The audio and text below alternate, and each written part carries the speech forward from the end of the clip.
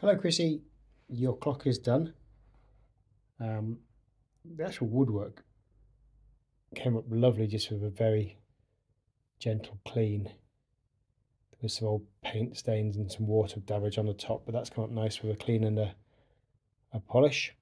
So all the original hands, I have put a black centre disc in there because I just think that tidies it up instead of looking inside and seeing the hole where the second hand could be if you had a second hand.